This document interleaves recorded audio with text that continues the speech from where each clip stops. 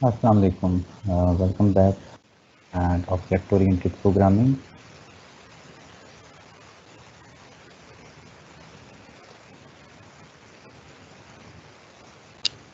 So, last time हमने concept देखा था copy constructor and assignment operator overload. तो ड्यूरिंग इम्प्लीमेंटेशन हमारे पास पॉइंटर का एरर आ रहा था, जिसे हमने क्या कहा था, इससे लॉजिकल एरर। फिर हमने कुछ डीबगिंग टेक्निक देखी थी कि हम कैसे फाइंड करेंगे कि एक्चुअल एरर कहाँ पे है। तो हमने एक क्लास यहाँ पे फाइंड किया था कि इस लूप के बाहर, इन दो ब्रैकेट के बाहर, जब आपका पॉइंटर या आपका स्कोप बाहर आ रहा है तो वहाँ पे आपका प्रोग्राम क्या हो रहा है, टर्मिनेट हो रहा है। तो उसकी रीजंस क्या थी? होप सो कि आपने जज कर लिया होगा कि एक्चुअल प्रॉब्लम क्या थी हमारे स्पेसिफिकली असाइनमेंट ऑपरेटर में। तो यहाँ तक तो अब आपको क्लियर हो गया why we need assignment operator, क्या प्रॉब्लम्स हैं जो हम सॉल्व कर सकते हैं यूजिंग पॉइंटर, एंड अगर हम पॉइंटर यूटिलाइज करेंगे तो क्यों हमें डीप कॉपी की तरफ जाना पड़ रहा है। असाइनमेंट ऑपरेटर जो बाय डिफ़ॉल्ट पहले प्रॉपरली वर्क कर रहा था, अब वो क्यों वर्क नहीं कर रहा। तो लेट्स से अगर इस सिचुएशन में हम यहाँ पे इंसर्ट करें b1 डॉट इंसर्ट 30, देन उसे डिस्प्ले करवा रहे हैं, तो हमारे पास क्या आ रहा है, एरर डिस्प्ले हो रहा है। तो लेट्स से इसे हम क्या करते हैं, compile and review the error, active error है क्या था, ताकि आपका थोड़ा सा प्रीवियस लेक्चर क्या हो जाए, रिवाइज हो जाए। तो अगर आप देखें डिस्प्लेइंग बैक टू, और उसके बाद बैक टू डिस्प्ले हो रहा है, और लेट्स से हम यहाँ पे क्या करवा लेते हैं, सी आउट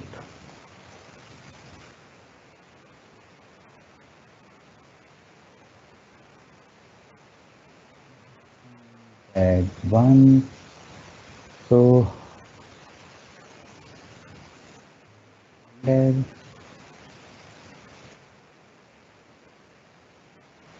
इम्प्लीमेंटेशन में अगर हम जाएं, और ये थोड़ा सा कोड मैंने ऑलरेडी मॉडिफाई किया था, इसे भी हम क्या कर देते हैं, रिमूव। Now we compile.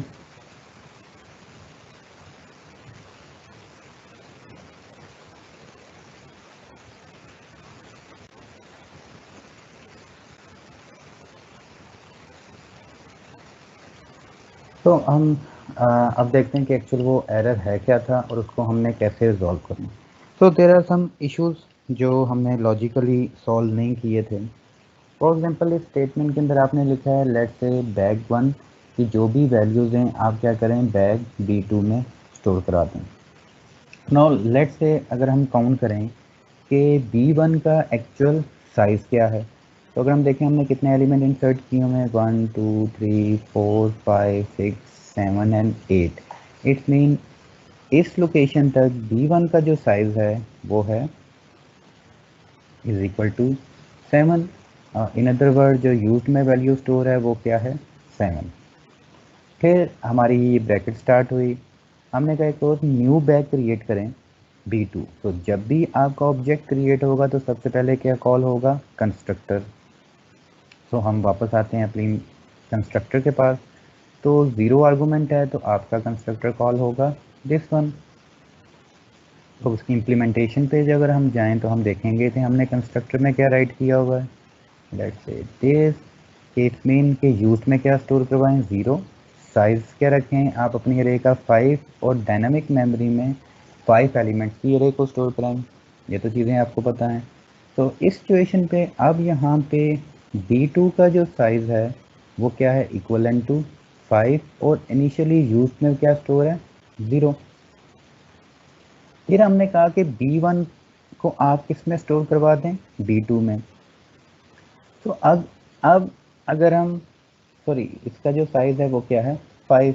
तो अगर हम नोट करें कि हमारे पास जो B1 है उसका साइज़ ग्रेटर है B2 के साइज़ से, क्योंकि B2 का साइज़ तो अकॉर्डिंग टू दिस कंस्ट्रक्टर हमारे पास क्या है, 5। तो B2 के पास जो एलिमेंट स्टोर कराने की कैपेसिटी है वो क्या है, 5 है।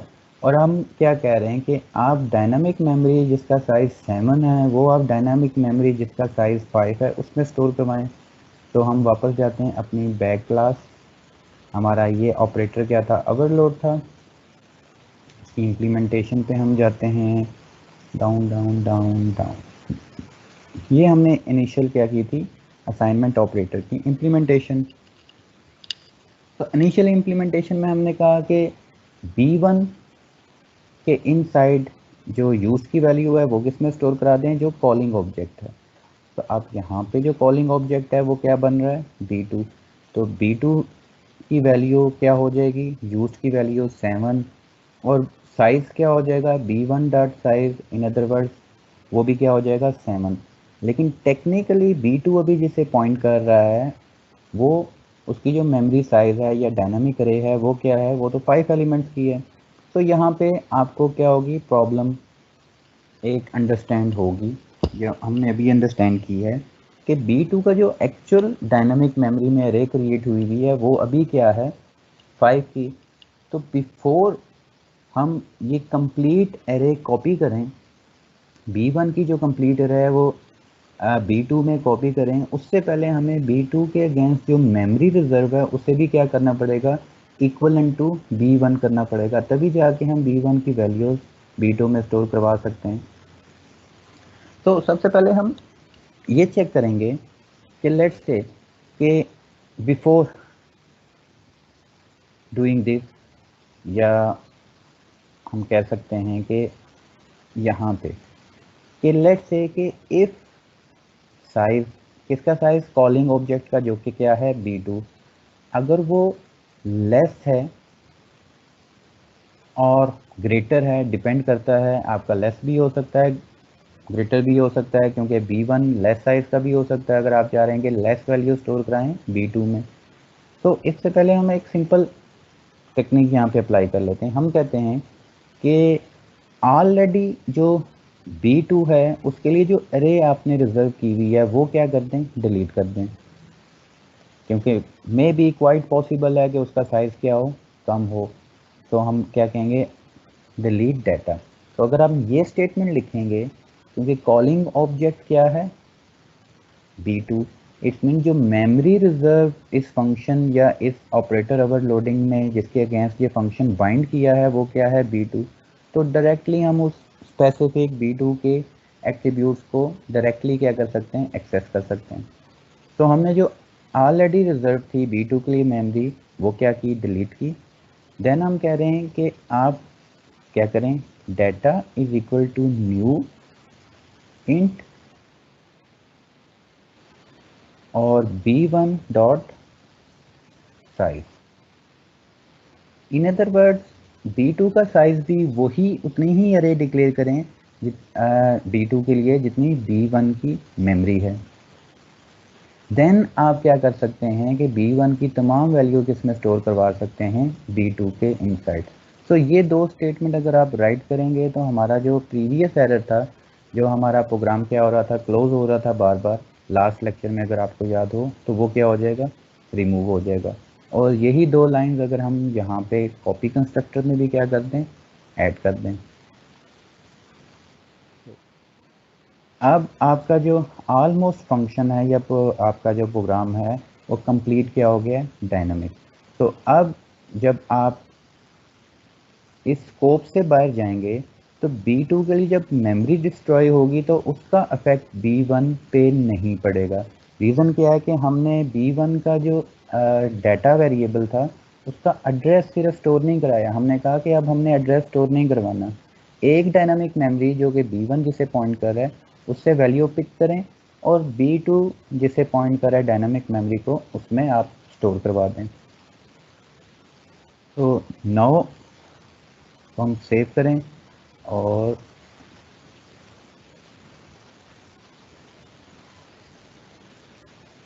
Compile compile compile.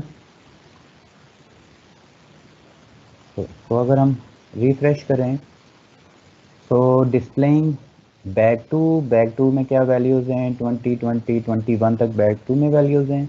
लेटर जब आपका बैक टू डिस्ट्रॉय हुआ तो देन आपने क्या कहा, नीचे बैक वन को क्या करें, इंसर्ट करें।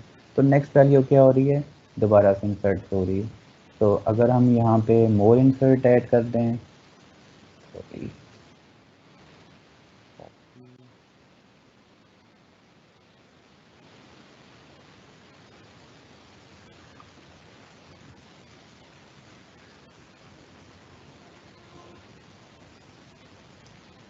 Again there will be a no error. तो इट्स मीन अब हमारा बैग क्या हो गया, कंप्लीटली डायनामिक हो गया।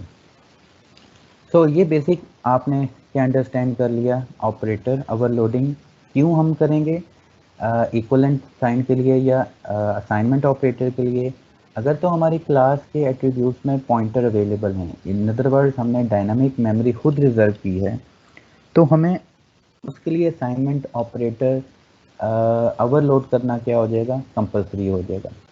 थर्डली आज हम मोर डिस्कस करेंगे ऑन दिस कॉपी कंस्ट्रक्टर। तो अगर आपसे कोई क्वेश्चन पूछे कि इस स्पेसिफिक क्लास में कितने कंस्ट्रक्टर्स हैं, तो अगर आप इस डॉट एच को देखें तो यहाँ पे एक डिफ़ॉल्ट कंस्ट्रक्टर है, फिर एक वन आर्गूमेंट कंस्ट्रक्टर है। तो लेट्स से यहाँ पे हम एक और कंस्ट्रक्टर बना लेते हैं, लेट्स से बैग, और इसमें हम कह देते हैं इंट लेट्स से साइज 1। तो इसकी इम्प्लीमेंटेशन भी कर लेते हैं हम।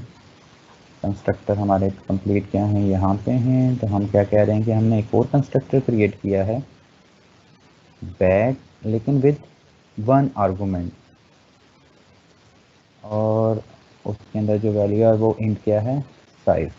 तो लेट्स से अगर यूज़र खुद से बताना चाहे कि बैग क्रिएट करें और इनिशियल बैग का साइज़ क्या हो जो यूज़र ने सेंड किया है in this parameter. In other words अगर आप ये फंक्शन कॉल कराना चाहें कॉपी कंस्ट्रक्टर का सॉरी वन पैरामीटर, तो अगर आप यहाँ पे लिखें 8, तो अब कौन सा एक्चुअल कंस्ट्रक्टर कॉल होगा। तो अगर हम डॉट एच पे जाएं तो हम देख लें कि हमारे पास यहाँ पे 3 कंस्ट्रक्टर हैं, एक डिफ़ॉल्ट कंस्ट्रक्टर है, फिर एक वन आर्गूमेंट कंस्ट्रक्टर है, और ये भी क्या है, वन आर्गूमेंट कंस्ट्रक्टर है। अच्छा, अब इन दोनों में डिफरेंस क्या है, हम इसे क्यों वन आर्गूमेंट कंस्ट्रक्टर नहीं देंगे, हम इसे कॉपी कंस्ट्रक्टर कहेंगे, और इसे हम कहेंगे ये क्या है, वन आर्गूमेंट कंस्ट्रक्टर, और इसे हम कहेंगे कि ये हमारा क्या है, ज़ीरो आर्गूमेंट और डिफ़ॉल्ट कंस्ट्रक्टर। सो अगर आपके कंस्ट्रक्टर में एक ही आर्गूमेंट हो, लेकिन वो आर्गूमेंट उसी ही क्लास का एक ऑब्जेक्ट हो, लेट्स से ये कंस्ट्रक्टर बैग है और उसके इनसाइड एक ही ऑब्जेक्ट है और वो उसी ही क्लास का है, और वो पास क्या हो रहा है एज ए रेफरेंस, तो हम उस कंस्ट्रक्टर को क्या कहेंगे, कॉपी कंस्ट्रक्टर। अच्छा, अब इस कंस्ट्रक्टर की खूबी क्या है, ये कब कॉल होता है, तो ये 3 सिचुएशन पे बेसिकली आपका कॉपी कंस्ट्रक्टर कॉल होगा।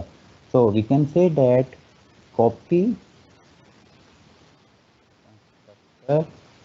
automatically called on 3 occasions। you can say कि 3 occasions पे ये आपका कॉपी कंस्ट्रक्टर क्या होगा, कॉल होगा, जबकि ये वन आर्गूमेंट कंस्ट्रक्टर एक ही ओकेजन पे कॉल होगा। कब कॉल होगा, अगर जब आप ऑब्जेक्ट डिक्लेयर करेंगे और उसमें आप एक पैरामीटर पास कर देते हैं इंटीजर, तो वो देखेगा ओके एक नॉर्मल इंटीजर पैरामीटर है, तो कौन सा कंस्ट्रक्टर कॉल करें, इंट साइज। अच्छा, अब अगर हम इस पे मोर डिटेल पे जाएं तो ये कंस्ट्रक्टर कब कॉल होगा, ये कंस्ट्रक्टर कॉल होगा जब आप एक ऑब्जेक्ट क्रिएट करेंगे और उस ऑब्जेक्ट के इनसाइड जो पैरामीटर पास करेंगे वो इटसेल्फ क्या होगा, एक ऑब्जेक्ट होगा, लेट्स से b1। तो अभी हम असाइनमेंट ऑपरेटर को यहाँ से क्या कर देते हैं, रिमूव कर लेते हैं। सो इन दैट केस जब अब आपका कंपाइलर देखेगा वो देखेगा ओके यहाँ पे तो इटसेल्फ क्या है, एक ऑब्जेक्ट है, तो इन तीनों में से कौन सा कंस्ट्रक्टर कॉल होगा, this one, copy constructor. Reason क्या है कि अब आप कह रहे हैं कि b1 की वैल्यूज़ क्या करें, b2 में कॉपी करें। अच्छा, अगर तो आपके पास क्लास के अंदर पॉइंटर्स ना होते तो देन इस फंक्शन को इम्प्लीमेंट करने की ज़रूरत नहीं है, क्योंकि बाय डिफ़ॉल्ट कंपाइलर क्या करेगा, b1 के अगेंस्ट जो भी ब्लॉक रिजर्व है, लेट्स से b1 एक बैक ऑब्जेक्ट है, उसमें 3 वैल्यूज़ हैं, लेट्स से सपोज करें यहाँ पे पॉइंटर नहीं है, तो 1 बाय 1 यहाँ से लेट्स से साइज की वैल्यू को पिक करेगा और B2 में स्टोर करा देगा, डाटा की वैल्यू को पिक करेगा B2 में स्टोर करा देगा, यूज़ की वैल्यू को पिक करेगा B2 में स्टोर करवा देगा। लेकिन अगर आपकी क्लास में पॉइंटर्स हों तो प्रॉब्लम क्या होगी, B1 साइज एंड यूज़ के लिए तो करेक्टली काम करेगा, लेकिन जब डाटा एड्रेस वो B2 में कॉपी करेगा तो B1 एंड B2 अगेन एक ही मेमोरी को पॉइंट करना क्या हो जाएंगे, स्टार्ट हो जाएंगे। तो जब आपका स्कोप इन दो ब्रैकेट्स के बाहर जाएगा तो B2 के लिए जो अगेन जिसको वो डाटा पॉइंट कर रहा था आपका दिस वन, उसको डिस्ट्रक्टर के थ्रू आपने क्या कर दिया, डिलीट कर दिया। तो टेक्निकली B1 के लिए जो मेमोरी रिजर्व थी वो भी क्या हो जाएगी, डिलीट हो जाएगी। तो ये लास्ट लेक्चर में हमने इसको डिटेल से देखा था। तो ये फर्स्ट ओकेजन है, इसको हम कह सकते हैं कि first occasion when copy constructor called. अगर आप ड्यूरिंग डिक्लेरेशन टाइम ऑब्जेक्ट के इनसाइड उसी क्लास का एक ऑब्जेक्ट रख सकते हैं तो क्या होगा, कॉपी कंस्ट्रक्टर कॉल होगा। सेकंड आपका कॉपी कंस्ट्रक्टर कॉल होता है, लेट्स से अगर हम एक फंक्शन बना लेते हैं, तो हमने क्या किया हुआ है, बैग ऑपरेटर प्लस B1। तो हम इसकी इम्प्लीमेंटेशन देख लेते हैं, हमने इसकी इम्प्लीमेंटेशन क्या की हुई थी। तो बैग ऑपरेटर प्लस 1 के अंदर हम क्या कर रहे थे, अगेन वैल्यूज़ को कॉपी कर रहे थे। एक हमने कहा कि प्लस करें B1। इन अदर वर्ड अगर हम यहाँ पे जाएं तो इसका मतलब क्या है, इम्प्लीमेंटेशन मेन में अगर हम इसे कॉल करना चाहें तो हम इसे क्या कह रहे हैं, bag B3 is equal to B1 plus B2। तो ये सिचुएशन के लिए हमने क्या किया था, असाइनमेंट ऑपरेटर अगर आपको याद हो प्लस ऑपरेटर को इम्प्लीमेंट किया था। तो यहाँ तक तो आपको होप सो क्लियर होगा। तो कंपाइलर इसे क्या करेगा, कन्वर्ट करेगा into this type of format कि B1 कॉलिंग ऑब्जेक्ट होगा, ऑपरेटर क्या होगा, फंक्शन, और B2 क्या होगा, एज ए पैरामीटर पास होगा। तो इट्स मीन जब ये फंक्शन आपका कॉल होगा, आप आएंगे डॉट एच पे, देखेंगे ये फंक्शन है, तो यहाँ पे जो इस फंक्शन का लोकल वेरिएबल है B1, मेन से जो वैल्यू आपकी आ रही है B1 की, B2 की वैल्यू ये कॉपी होगी किसके इनसाइड, इस स्पेसिफिक लोकल वेरिएबल के इनसाइड। तो ऑब्जेक्ट की, एक ऑब्जेक्ट की दूसरे ऑब्जेक्ट में वैल्यू कॉपी करने के लिए अगेन क्या कॉल होगा, आपका कॉपी कंस्ट्रक्टर। तो जब भी आप फंक्शन के इनसाइड ऑब्जेक्ट को पास करेंगे, देखें आपको याद होगा आपने एक फंक्शन बनाया था, लेट्स से नॉर्मल फंक्शन आप बनाते थे, लेट्स से आप कहते थे कि ऐड का फंक्शन कॉल करें और उसमें 2 and 3 पास कर दें। तो जहाँ पे भी आपकी ऐड की फंक्शन की प्रोटोटाइप थी तो 2 उस वेरिएबल के अंदर स्टोर हो जाएगा फर्स्ट पैरामीटर में, 3 स्टोर हो जाएगा सेकंड पैरामीटर में। तो सिमिलरली यहाँ पे भी यही केस है। अब B2 की अगर सारी वैल्यूज़ आपने कॉपी करनी है, तमाम वैल्यूज़ या complete object into this function attribute, तो आपको यहाँ पे क्या कॉल कराना पड़ेगा, कॉपी कंस्ट्रक्टर। इन अदर वर्ड्स ये सेकंड ओकेजन है जब आपका कॉपी कंस्ट्रक्टर ऑटोमेटिकली कॉल होता है। तो जब आप फंक्शन के इनसाइड ऑब्जेक्ट्स को भेजते हैं, अगर आपके फंक्शन के inside object as a parameter हैं, तो आपका बाय डिफ़ॉल्ट कौन सा कंस्ट्रक्टर कॉल होगा, कॉपी कंस्ट्रक्टर। तो अगर हम कॉपी कंस्ट्रक्टर ना बनाएं और कंपाइलर का by default copy constructor use करें, तो प्रॉब्लम कौन सी आएगी, और सब आप सबको आइडिया होगा, शैलो कॉपी प्रॉब्लम। इन अदर वर्ड्स आपकी दोनों अरे, इन अदर वर्ड्स B2 भी किसे पॉइंट करना स्टार्ट कर रहा होगा, लेट्स से B2 एक अरे को पॉइंट कर रहा है और उसमें वैल्यूज़ क्या हैं 1 2 3, और इस अरे का जो एड्रेस है वो क्या कह लें 101 है। तो जब ये आपकी अरे कॉपी होगी इस स्पेसिफिक वेरिएबल के इनसाइड, तो ये डाटा भी किसे पॉइंट करना है, इसके अगेंस्ट जो डाटा वेरिएबल है इंट स्टैटिक डाटा, वो भी किस एड्रेस को पॉइंट करना स्टार्ट कर देगा 101। अब क्योंकि ये b1 इस फंक्शन का लोकल वेरिएबल है, तो जब ये फंक्शन का लोकल वेरिएबल डिस्ट्रॉय होगा तो इसके अगेंस्ट तो ये वाली मेमोरी है 101, तो ये क्या करेगा, डिस्ट्रक्टर के थ्रू इसको डिस्ट्रॉय करेगा। लेकिन इसको डिस्ट्रॉय करने की वजह से जो आपने फंक्शन में एज ए पैरामीटर भेजा था b2, दिस वन, ये भी इसके अगेंस्ट जो मेमोरी है वो भी क्या हो जाएगी, डिस्ट्रॉय हो जाएगी।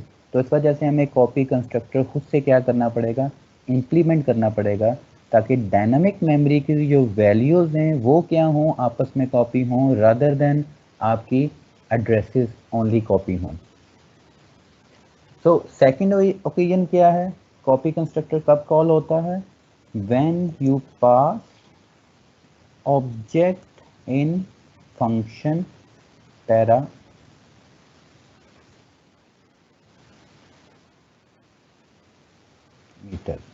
तो ये सेकंड ओकेजन है जब आपका कॉपी कंस्ट्रक्टर कॉल होगा। इन अदर वर्ड्स, आपका ये जो फंक्शन है आपने क्रिएट किया हुआ है,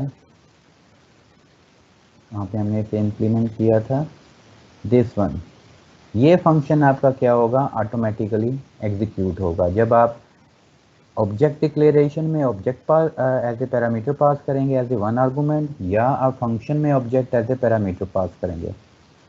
थर्ड ओकेजन क्या है कि लेट्स से आपने एक फंक्शन बनाया हुआ था, दिस वन, बैग, और ये बैग बेसिकली क्या कर रहा था, दोनों वैल्यूज़ को, let's say b1 and b2 की वैल्यूज़ को तीसरे बैग के अंदर ऐड कर रहा था। तो इन अदर वर्ड्स ये फंक्शन क्या कर रहा है, ऑब्जेक्ट रिटर्न कर रहा है। तो टेक्निकली जब आप ये स्टेटमेंट लिखते हैं, अगर हम मैन पे वापस आएँ, b3 is equal to b1 b2, तो इसका मतलब है सबसे पहले इनके लिए आपका प्लस ऑपरेटर ओवरलोड क्या होगा, कॉल होगा। ये जो ऑपरेटर ओवरलोड है इसने क्या करना है, एक ऑब्जेक्ट को रिटर्न करना है। तो कंपाइलर बेसिकली क्या करता है, जब आपका ऑब्जेक्ट वापस यहाँ पे रिटर्न हो रहा होता है, तो यहाँ पे एक वो इंटरनल मेमोरी में एक टेम्प वेरिएबल क्रिएट कर लेता है। तो जब ये फंक्शन p3 आपको रिटर्न करेगा एज ए ऑब्जेक्ट, तो वो कहाँ स्टोर हो जाएगा, इंटरनल टेम्प मेमोरी के अंदर। इन अदर वर्ड्स, जो फंक्शन ने रिटर्न किया वो कहाँ पे स्टोर होगा,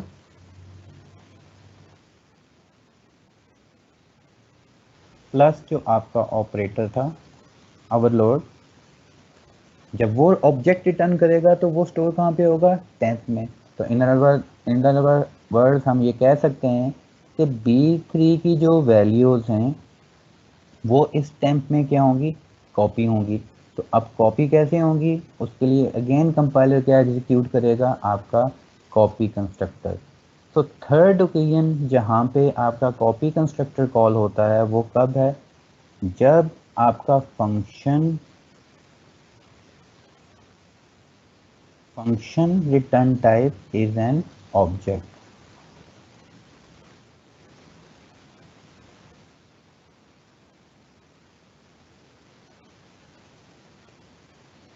तो ये तीन ओकेजन्स हैं जब आपका कॉपी कंस्ट्रक्टर क्या होता है, कॉल होता है। फर्स्ट ओकेजन जब आप डिक्लेयर कर रहे हैं ऑब्जेक्ट, और ड्यूरिंग डिक्लेरेशन आप एज ए पैरामीटर क्या पास करते हैं, एज ए ऑब्जेक्ट, तो आपका कॉपी कंस्ट्रक्टर क्या होगा, कॉल होगा। सेकंड, जब आप फंक्शन में पैरामीटर एज ए ऑब्जेक्ट भेज रहे हैं तो अगेन आपका कौन सा फंक्शन कॉल होगा, कॉपी कंस्ट्रक्टर आपका कॉल होगा। और थर्ड, अगर आप फंक्शन से रिटर्न कर रहे हैं कोई भी ऑब्जेक्ट, तो आपको क्या कॉल होगा, आपका कॉपी कंस्ट्रक्टर। तो देखें, अगर अब आप कॉपी कंस्ट्रक्टर को इम्प्लीमेंट नहीं करोगे तो प्रॉब्लम अगेन क्या आ जाएगा, शैलो कॉपी। इन अदर वर्ड्स, अरेज की वैल्यूज आपस में कॉपी नहीं होंगी, बल्कि इन दोनों मेमोरीज के लेट से जो भी वैल्यू यहाँ पे रिटर्न हुई है वो रिटर्न कहाँ से हुई है, b3 से। तो अगर आपके कॉपी कंस्ट्रक्टर आपके पास ना होता तो b3 वैल्यू रिटर्न करने के बाद इसने क्या करना था, अपने आप को डिस्ट्रॉय करना था इसके अगेंस्ट जो मेमोरी थी, क्योंकि उसने तो कॉपी कर दी टेम्प में। तो अगर आप डिफ़ॉल्ट कंस्ट्रक्टर पे, कॉपी कंस्ट्रक्टर पे रिलाई करेंगे तो b3 during shallow copy temp और b3 दोनों एक ही डायनामिक मेमोरी को पॉइंट करना स्टार्ट हो जाएंगे। जिसकी वजह से प्रॉब्लम क्या आ जाएगी, जब B3 आउट ऑफ स्कोप जाएगा तो इसके अगेंस्ट जो मेमोरी रिजर्व थी वो क्या होगी, डिस्ट्रॉय होगी। तो जनरली टेम के अगेंस्ट जो मेमोरी थी वो भी क्या हो जाएगी, डिस्ट्रॉय, और B3 में जो वैल्यू आएगी वो गार्बेज वैल्यू आएगी। तो इस वजह से आपको कॉपी कंस्ट्रक्टर इम्प्लीमेंट करना कंपल्सरी है। तो अगर हम इसको इन शॉर्ट समरी राइट कर लें,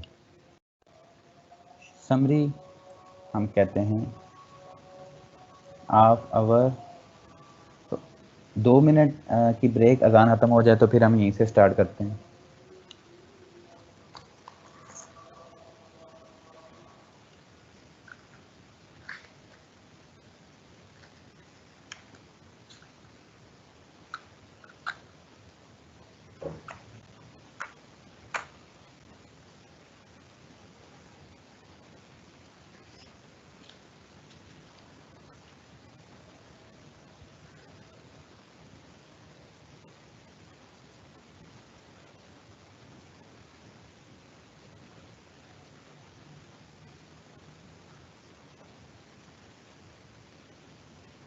ओके जी, वेलकम बैक।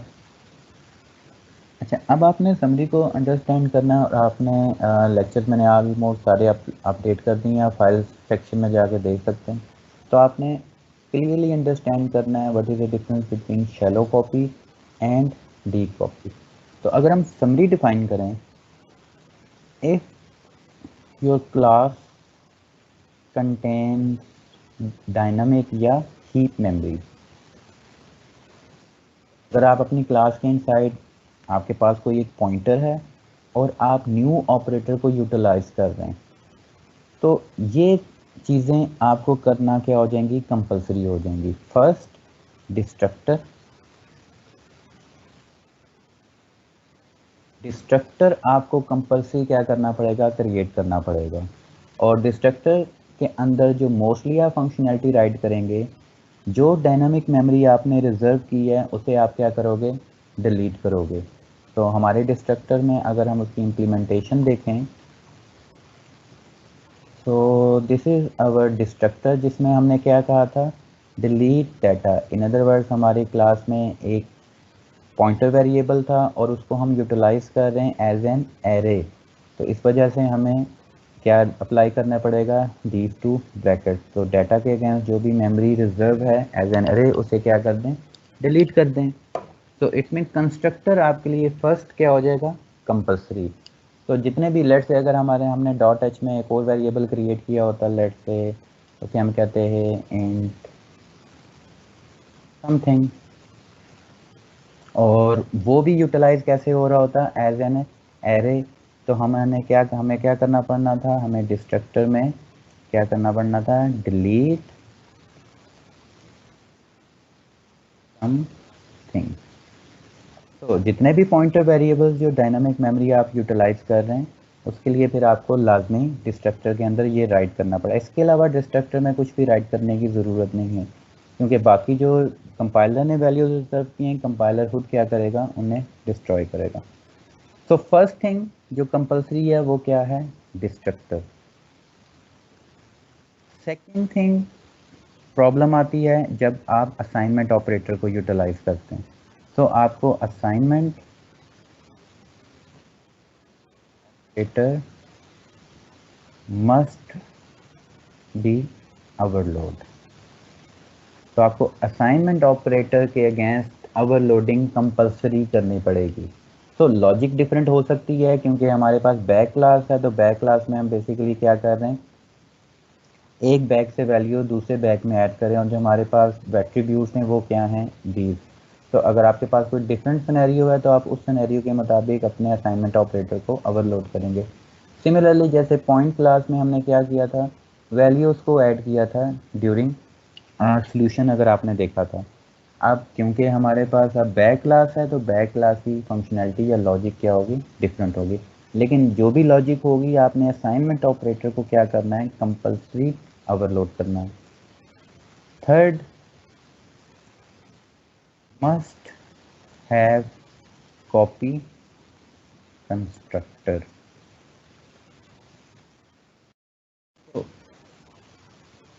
ये 3 फंक्शन आपने क्या करने हैं, कंपल्सरी राइट करने हैं।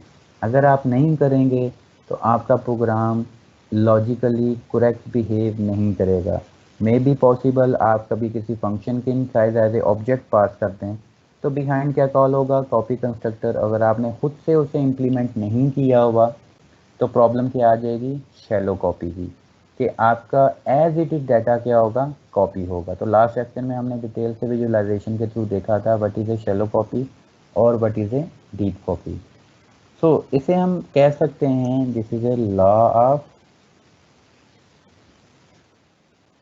Of big three.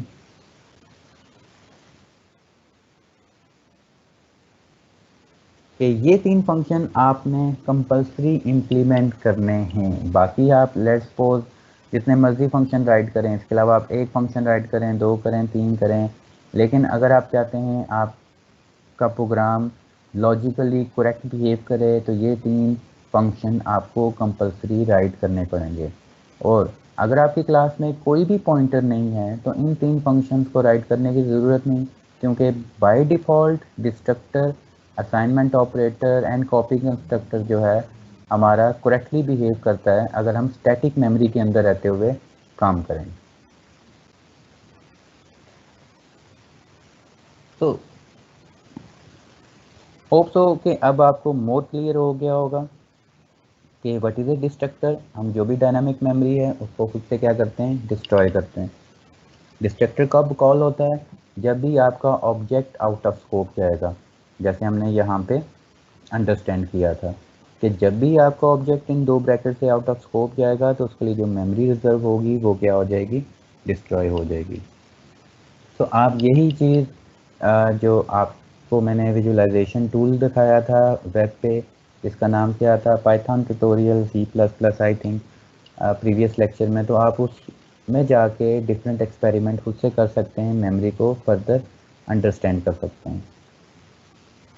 So that is all about your dynamic back class. Almost जो आपने concept understand. So technically back class is not important.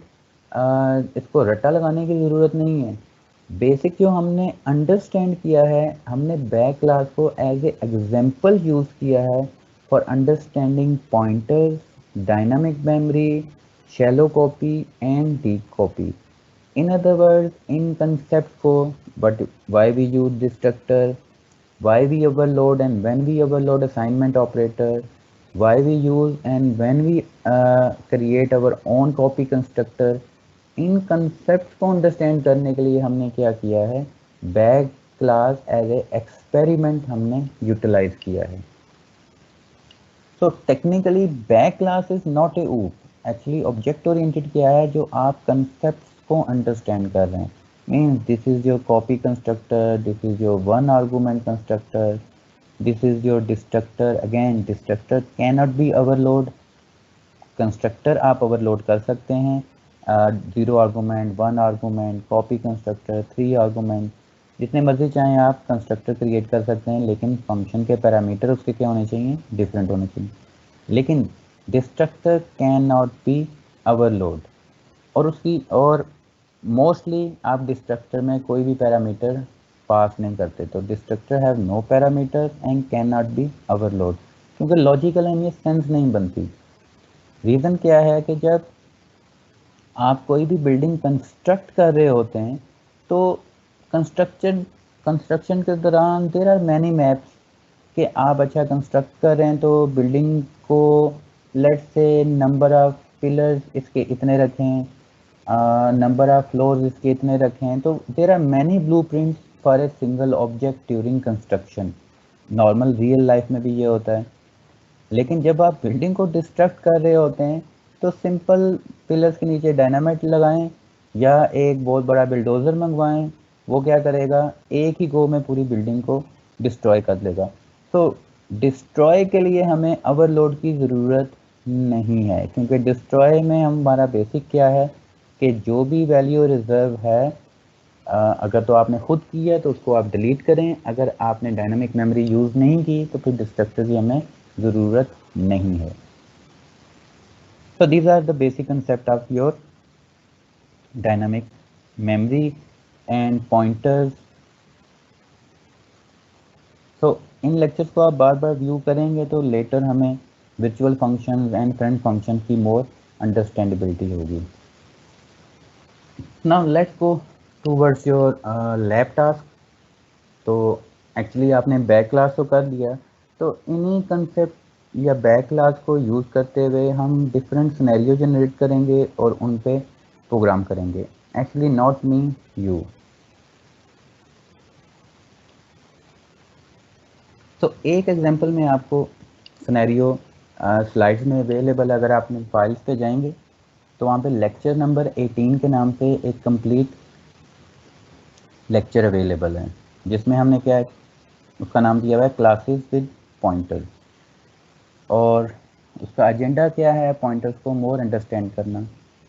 तो क्लासेस विद पॉइंटर, एक class as a member variable which is dynamic allocated the a pointer. You must write the following 4 methods. Constructor, obviously constructor आप बनाएंगे क्योंकि dynamic memory आपने allocate करनी है, तो हमने शुरू में ही कह दिया था। तो मिनिमम आपका एक कंस्ट्रक्टर होना कंपलसरी है। अगर आप चाहते हैं कोई लॉजिकल एरर ना है, तो मिनिमम एक कंस्ट्रक्टर, नॉर्मल कंस्ट्रक्टर या तो डिफ़ॉल्ट बना लें, या 1 आर्गूमेंट या 2 आर्गूमेंट। फिर डिस्ट्रक्टर का होना क्या है, 100% कंपलसरी है, क्योंकि आप डायनामिक मेमोरी को क्या कर रहे हैं, यूटिलाइज करें। अगेन कॉपी कंस्ट्रक्टर होना कंपलसरी है, एंड असाइनमेंट ऑपरेटर को ओवरलोड करना क्या है, कंपलसरी है। तो अगर आप ये copy constructor and assignment operator overload नहीं करेंगे तो प्रॉब्लम क्या आएगी, शैलो कॉपी प्रॉब्लम। तो ये आपको क्लास क्या है, लेट्स से आपको एक क्लास गिवन है जिसका नाम क्या है, टेस्ट रिकॉर्ड। लेट्स से आप स्टूडेंट का टेस्ट या स्टूडेंट का कंप्लीट मार्क्स का रिकॉर्ड स्टोर करना चाह रहे हैं। तो हमारी क्लास जो है, प्राइवेट मेंबर उसके क्या हैं कि नंबर ऑफ क्विज़ेस। तो लेट्स से आप की ट्रैक रखना चाह रहे हैं एक स्टूडेंट के क्विज़ेस का। तो अब आपको तो ये नहीं पता कि क्विज़ 1 होंगे, 2 होंगे, 3 होंगे, 4 होंगे या 10 होंगे। तो इट्स मीन आप क्या यूटिलाइज करेंगे, डायनामिक मेमोरी। तो लॉजिकली जब आपको कोई एक प्रॉब्लम मिले C++ के इनसाइड, और वहाँ पे कोई फिक्स्ड वैल्यू ना हो उस अरे के अंदर स्टोर करवाने के लिए, फॉर एग्जांपल क्विज़ की एग्जांपल ले लें। तो लेट्स से अगर आप एक ऑब्जेक्ट बना रहे हैं ऑब्जेक्ट ओरिएंटेड प्रोग्रामिंग का, तो देर में भी 5 to 7 क्विजेज। लेकिन दूसरी तरफ अगर आपका कोई दूसरा कोर्स है तो मे बी 2 क्विजेज। तो जब आपको एग्जैक्टली अगर आप पॉइंटर यूटिलाइज नहीं करेंगे, तो लेट्स से आप ऑब्जेक्ट ओरिएंटेड का हम स्टूडेंट का रिकॉर्ड मेंटेन कर रहे हैं, और यहाँ पे आप उसको दे देते हैं स्टैटिक वैल्यूज 3, और ये प्रोग्राम मैं यूटिलाइज कर रहा हूँ ABC से स्टूडेंट का रिकॉर्ड मेंटेन करने के। अगर तो मैंने क्विजेस 4 लिए हैं तो ये अब मेमोरी तो इंक्रीज़ नहीं हो सकती, क्योंकि आपने इसको क्या कर दिया, स्टैटिक कर दिया है। तो इन अदर वर्ड्स मुझे प्रोग्राम क्लोज करना पड़ेगा, कोड में जाके क्या करना पड़ेगा, 4, और फिर प्रोग्राम को दोबारा एग्जीक्यूट। ये तो उस सूरत में हो सकता है जब मुझे कोडिंग आती है, लेकिन जो मोस्टली एंड यूज़र्स हैं उन्हें तो कोडिंग का नहीं पता। लेट्स सपोज एग्जांपल हम ले लेते हैं आर्ट्स के डिपार्टमेंट की। अब आर्ट्स के डिपार्टमेंट वालों को तो नहीं पता कि एक्चुअल प्रोग्राम को मॉडिफाई कैसे करना है, उन्होंने तो हमेशा आपका फ्रंट एंड या मेन को यूटिलाइज करना है। तो देन बहुत सारे लोग आपके प्रोग्राम को यूटिलाइज नहीं करेंगे। तो अब इसका सोल्यूशन क्या हुआ कि आप क्या करें, क्विज़ेस को स्टैटिक, इन अदर वर्ड्स डायनामिक कर दें। कि लेट्स से अगर आपकी अरे आपने इनिशियल क्विज़ेस का साइज रखा 2, और एक टीचर है कह रहा है कि नहीं क्विज़ेस 3 होने चाहिए, तो रन टाइम पे आप क्या करें, क्विज़ेस के लिए जो अरे रिजर्व है, रिजर्व का फंक्शन कॉल करें, ताकि एक और स्लॉट आपकी क्या हो जाए, क्रिएट हो जाए। सिमिलरली कुछ आपके हैं मिड टर्म के मार्क्स हैं, फाइनल हैं, आप फर्दर इसमें ऐड कर सकते हैं इंट स्टैटिक असाइनमेंट, क्योंकि असाइनमेंट भी अगेन कुछ लोग 1 लेते हैं, कुछ लोग 2, कुछ 3 या 4, क्योंकि एग्जैक्टली आपको नहीं पता। सो क्लास बेसिकली राइट करने का तरीका क्या है, लेट्स से अगर आपने एक पेपर पे क्लास डिज़ाइन करनी है, तो ये तो आपका क्या हो रहा है, कोड। तो थ्योरेटिकली हम क्या करते हैं, एक बड़ा सा डब्बा बनाते हैं, दिस टाइम रेक्टेंगुलर टाइप, और उसको दो पोर्शन में डिवाइड करते हैं। फर्स्ट पोर्शन आपको डिफाइन करता है कि आपके एट्रीब्यूट्स क्या क्या हैं, और जो नीचे वाला पोर्शन है वो डिफाइन करता है कि आपकी इस क्लास की फंक्शनैलिटी क्या क्या है। तो मुख्तलिफ सॉफ्टवेयर में ये मुख्तलिफ नोटेशन है। प्लस का सिंबल डिफाइन कर रहा है कि आपका ये एट्रीब्यूट क्या है, प्राइवेट, जबकि माइनस सिंबल डिफाइन कर रहा है कि ये जो आपका फंक्शन है ये क्या है, पब्लिक। तो प्लस एंड माइनस साइन से आप डिज़ाइन या पिक्चर के अंदर आप डिस्प्ले करवाओगे कि ये स्पेसिफिक आपका जो क्लास है इसके मेंबर प्राइवेट हैं या पब्लिक हैं। तो आप ये ड्रॉ कहाँ पे करेंगे, there are many software available हैं जो ड्राइंग के लिए यूटिलाइज होते हैं। उनमें से स्मार्ट ड्रॉ के नाम से एक सॉफ्टवेयर है जहाँ पे आप इस टाइप की फंक्शनैलिटी को अचीव कर सकते हैं। तो अगर आप वो यूटिलाइज नहीं करना चाह रहे तो सिंपल वर्ड के अंदर भी आप क्या कर सकते हैं, ये बॉक्स क्रिएट कर सकते हैं, उसमें पैरामीटर्स रखें, जो प्राइवेट हैं उनके साथ प्लस, जो पब्लिक हैं उनके साथ आप क्या करते हैं, माइनस कर दें। तो ताकि कोई यूज़र कोड पे जाने के बजाय आपके इस डायग्राम को देख के आइडिया हो जाए ओके कि ये जो क्लास है वो क्या है, टेस्ट रिकॉर्ड, इसमें ये एट्रीब्यूट्स हैं और ये फंक्शन हैं। तो फंक्शंस आपके कौन से हैं, ये आपका वन आर्गूमेंट डिफ़ॉल्ट कंस्ट्रक्टर है, ये वन आर्गूमेंट कंस्ट्रक्टर है, टेस्ट रिकॉर्ड इट्स मेन उस, और टेस्ट रिकॉर्ड के इनसाइड एक ही पैरामीटर है लेकिन वो उसी ही क्लास का ऑब्जेक्ट है, तो it's mean it's a copy constructor. Test record tilde sign है, it's mean it's a destructor. फिर आपके नॉर्मल फंक्शन हैं get score and character grade. तो कंप्लीट इम्प्लीमेंटेशन डिफरेंट तरीके से यहाँ पे दी हुई है और साथ साथ कंप्लीट इंफॉर्मेशन भी है, why we use copy constructor, problems क्या हैं।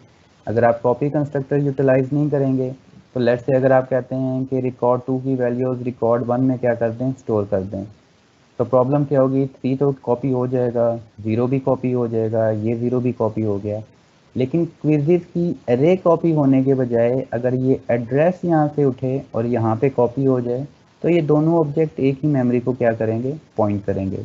तो ये क्या है आपका शैलो कॉपी प्रॉब्लम।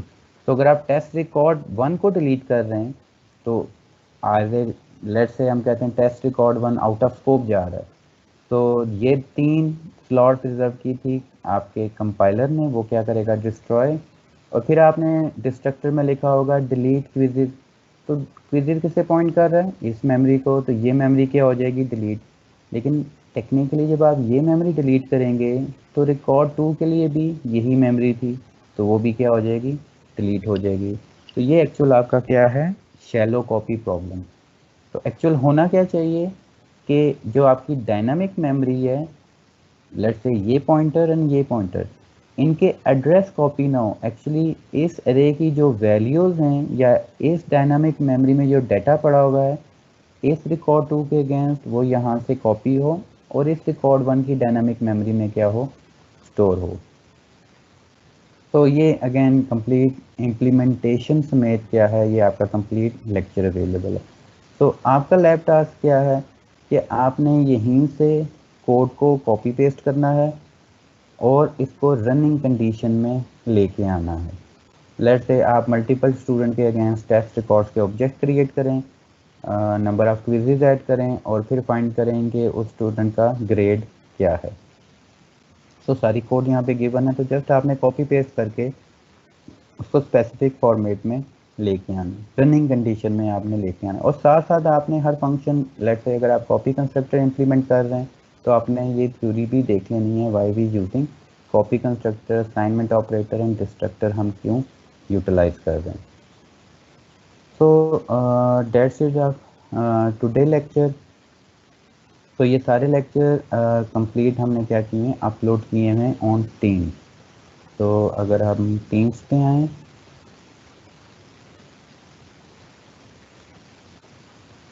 तो जर्नल के इनसाइड अगर आपके पास यही लिस्ट आ रही होगी तो आप फाइल्स पे अगर मूव करें,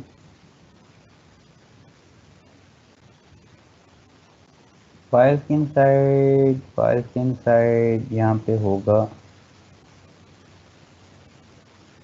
where it go, class material के नाम से होना चाहिए। Let me check post file. So there it is. Class material पे आप क्लिक करेंगे,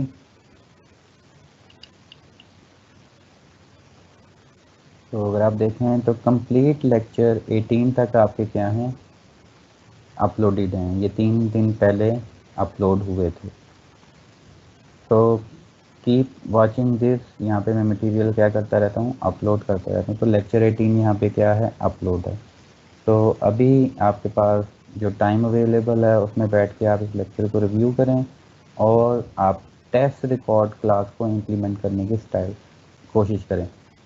अगेन जनरली ये जो कोड है बैक क्लास का, जनरली वो ही कोड है आपको जो यहाँ पे रिप्रेजेंट हो रहा है, लेकिन थोड़ा सा डिफरेंस क्या है, यहाँ पे फंक्शंस के नाम डिफरेंट हैं। इंट डाटा के बजाय यहाँ पे क्या है, क्विजेज है। साइज के बजाय यहाँ पे क्या है, नंबर ऑफ क्विजेज हैं। वहाँ पे सिंपल आपके 2 वैल्यूज़ थी, यहाँ पे आपके पास 4 वैल्यूज़ हैं। आप मिड टर्म एक और वेरिएबल ले रहे हैं, आप फाइनल एक और वेरिएबल ले रहे हैं।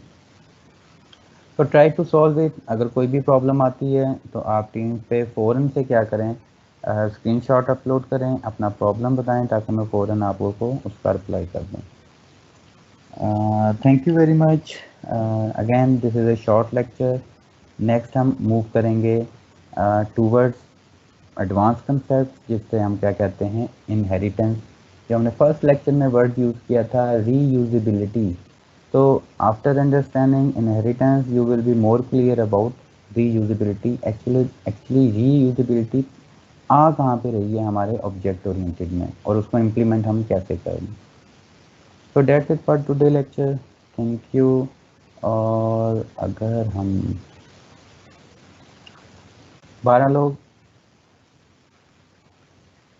प्रेजेंट हैं तो इसका मतलब है आज की अटेंडेंस जिन लोगों ने ज्वाइन किया हुआ है उन्हीं की लगेगी। That's good.